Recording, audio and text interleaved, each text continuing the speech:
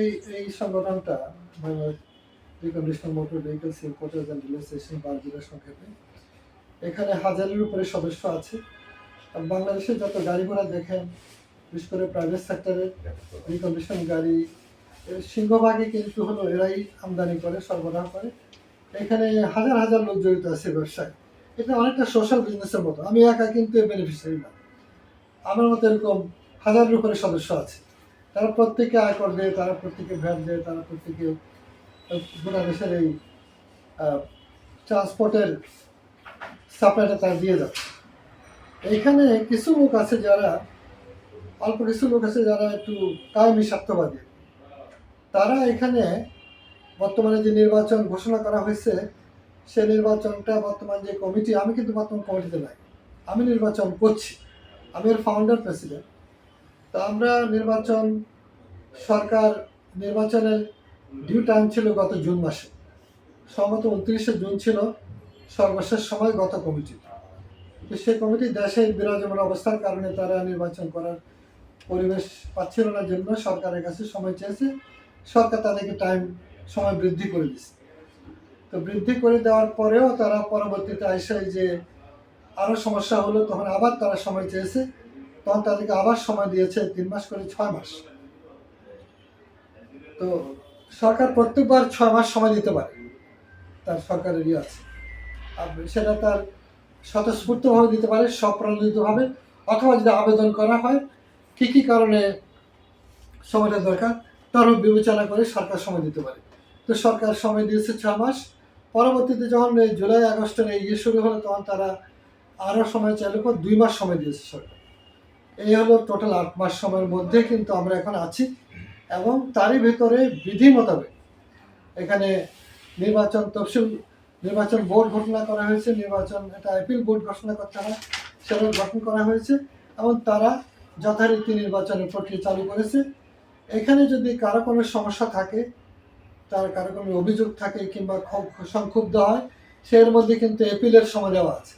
যে কোনো সদস্যের ব্যাপারে আপনার কোনো আপত্তি থাকলে আপনি এত তারিখ থেকে এত তারিখ মধ্যে দেবেন। তারপরে আপনি যদি নিজের সংক্ষুব্ধ হন দেবেন, অথবা আপনি যদি কোনো আপত্তি থাকে সেটা দেবেন। সব কিছু পার হয়ে গিয়ে চূড়ান্ত পর্যায়ে যখন আসছে নির্বাচন সামনে 21 তারিখ, তখন দেখা গেল যে 3 জন এসে একদম আপনার হঠাৎ করে দৌড়াদৌড়ি করে তারা আপত্তি করলো। আপত্তি করার পরে একটা খালি অ্যাপিল বোর্ডের কাছে আসছে, অ্যাপিল বোর্ড সেটাকে শুনে বা নিষ্পত্তি করে দিচ্ছে যে তাদের কোনো গ্রহণযোগ্য অ্যাপিল নাই। তখন তারাও আইন মোতাবেকের কাছে গেছে, মানে যাওয়া উচিত ছিল তাদের পরবর্তীতে ফেডারেশন চেম্বারে আপিল ট্রাইব্যুনাল বলে, আরবিট্রেশন ট্রাইব্যুনাল, সেখানে তারা না গিয়ে তারা গেছে হলো সরাসরি মহাপরিচালক বাণিজ্য মন্ত্রণালয়, তার কাছেও অপেক্ষা না করে তারা চলে গেছে হাইকোর্টে। তো হাইকোর্টে গিয়ে তারা রিট করেছে, সেই রিটের একটা শুনানি হয়েছে, সেই শুনানিতে তাদের পক্ষে আদালত কোনো রায় দেয়নি কিংবা রুল দেয়নি। না দিয়ে যে লোক করেছে তারা এর আগেও কিন্তু এই কাজ করেছে, সে দিনুল ইসলাম একটা সদস্য, যাকে আমরা বহিষ্কার করেছিলাম সংগঠন থেকে। তখন তারা আবার ধরপাকড় করে বাণিজ্য মন্ত্রণালয় তাদেরকে মেম্বারশিপ দেওয়ার জন্য বলাতে আমরা দিয়েছি। তারা নির্বাচন করছে, নির্বাচনে সে সামান্য 138 ভোট পাইছিল। সেই লোকেরাই, সেই গ্রুপটাই আবার এবার আর কি নির্বাচনটাকে ভণ্ডুল করার জন্য বিভিন্ন রকমের তৎপরতা চালাচ্ছে। এখন যেহেতু আদালতে মামলা করেছে, রিট করেছে, সেটা আদালত সম্বন্ধে আমরা কোনো মন্তব্য করব না। কিন্তু আমাদের সমস্যা হচ্ছে যে এখানে যারা এগুলোকে বাধা দিচ্ছে, সেখানে এখন আগামী জুন মাসে সরকারি বাজেট নিয়ম হচ্ছে, আমরা এখানে জানুয়ারি মাস থেকে বাজেটের কাজ শুরু করি, ফেব্রুয়ারি মাসের মধ্যে যত সমস্যাবলী কিংবা প্রস্তাবনা সরকারকে দিতে হবে। ম্যাক্সিমাম মার্চের মধ্যে তারা এগুলো কম্পাইল করে ফেলে, তারপরে তো আর কোনো শুনানির সুযোগ থাকে না। এপ্রিল মাস থেকে তারা এগুলো গ্যাজেট করে সরকার সিদ্ধান্ত নিয়ে ফেলে। এখন আমাদের ইতিমধ্যেই কিন্তু দেরি হয়ে গেছে 6 মাসের মতো। এখন আমরা যদি নির্বাচনটা কোনো কারণে ব্যাহত করে, তারা প্রশাসক চাচ্ছে, প্রশাসক চাওয়া মানে হলে সমস্ত কর্ম তৎপরতা স্থবির হয়ে যাবে। অথচ ব্যবসায়ীরা চাচ্ছে নির্বাচিত কমিটি, যাদের কাছে তারা জবাবদিহি করতে পারবে, গবেষণা করবে, সরকারের কাছে অ্যাডভোকেসি করবে, এই ব্যাপারগুলো এখানে আছে। তো আমরা এখন এই নির্বাচন নিয়ে তারা একটা গ্রুপ পক্ষ, তাদের দাবি হচ্ছে এখানে যেহেতু এর আগে যারা কমিটি আছে তাদেরকে বলা হচ্ছে তারা নাকি আগের সব ফেসিবাদের দোষর। আমাদেরকে বলা হচ্ছে আমরা ইলেকশন করতে পারবো না, বিভিন্ন রকমের অজুহাত দিচ্ছে। আমার এই যে রানিং মেট তাকে দিচ্ছে হলো ইয়েতে কি যেন হত্যা মামলা আসামি করে একদম ভুয়া মামলা দিয়ে তাকে বলছে সেও ইলেকশন করতে পারবে না। এই হলো চক্রান্তগুলো চলছে। এগুলোতে হবে কি, এখানে প্রায় 5 থেকে 6 হাজার কোটি টাকা বাৎসরিক রাজস্ব পায় সরকার।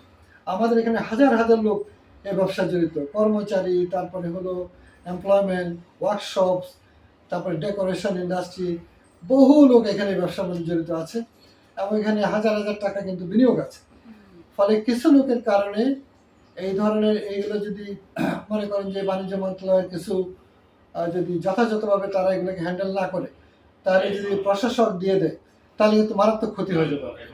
এটাই আমাদের সমস্ত ব্যবসায়ী মেয়ে আজকে তারা স্বাক্ষর সংগ্রহ করছে, ওই স্বাক্ষর সংগ্রহ করছে আমাদের বর্তমান যে বাণিজ্য উপদেষ্টা বরাবর দেওয়ার জন্য।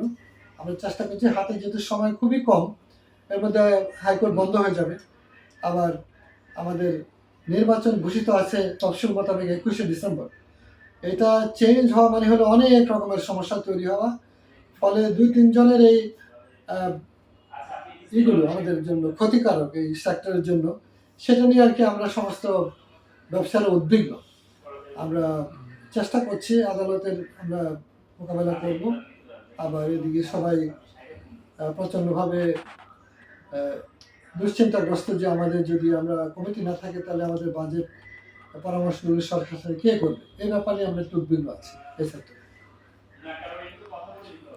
না, এখন এই যে এর মধ্যে যেটা আমাদের আপনাদের নির্বাচন 3বার পিছিয়ে গেল, এই 3বারের মেয়াদ আছে তো আপনার নির্বাচন কমিশন, যেহেতু এটা permitted by the government authority, তাহলে এটা এই সরকারের অনুমোদিত সময়ের মধ্যে এখন নির্বাচন হচ্ছে। হ্যাঁ, মানে একজন আজকে পত্রিকা লিখেছে, একটা পত্রিকা আমরা দেখছি যে সেটাতে লেখা আছে যে এটা নির্বাচন কমিশনটাকে ভেঙে রিফর্ম করে দিতে বলেছে। এটা তাহলে সত্য না? নির্বাচন কমিশন ভাঙা মানে হলো আবার নতুন করে শুরু হবে, আরো 3 মাস শুরু হবে, মানে মিনিমাম 4 মাসের ব্যাপার। তার মানে আমাদের বাজেট টাজেট সব এটা কিন্তু কোনো ব্যক্তির ইয়ে হতে পারে, কিন্তু যেটাকে আমরা মতামত নেওয়া হয় তাহলে সমস্ত মতামত আমরা বিকালের মধ্যে আজকে রাত্রের মধ্যে পেয়ে যাবো। চট্টগ্রাম, ঢাকা, বাংলাদেশের সবার কাছ থেকে আমরা এটা যে স্বাক্ষর সংগ্রহ হচ্ছে, গণস্বাক্ষর। মানে হচ্ছে আমাদের সকল সদস্য 1047 জন সদস্যের মধ্যে ম্যাক্সিমাম সদস্য স্বাক্ষর করছেন যাতে নির্বাচনটা যথাসময়ে আগামী 21 তারিখে ঘোষিত তফসিল অনুযায়ী হয়। ঘোষিত তফসিল অনুযায়ী 21 তারিখে নির্বাচনের দিন ধার্য করা আছে। কোনো রকমের প্রশাসক আমরা চাচ্ছি না, এবং আপনার এখানে আপনার যাতে নির্বাচনটাকে নির্বিঘ্নভাবে নির্বাচনটা হোক সেটাই আমরা সরকারের কাছে কামনা করছি। এখানে সরকারের ভূমিকা আছে। বাণিজ্য মন্ত্রণালয়ের যে কর্মকর্তারা আছেন তারা যদি ওইসব আবেদনকারীদের আবেদনগুলোকে দেরি করে শুনে নেন তাহলে ওরা কিন্তু উচ্চ আদালতে যাবে। উচ্চ আদালতে যাওয়া মানে হলো তারা বিভিন্ন সমস্যা তৈরি করবে। ফলে যেটা সরকার বাণিজ্য মন্ত্রণালয়ের অধীন আছে সে কাজটুকু যেন যথাসময় হয় সেটা আমরা কামনা করছি সরকারের।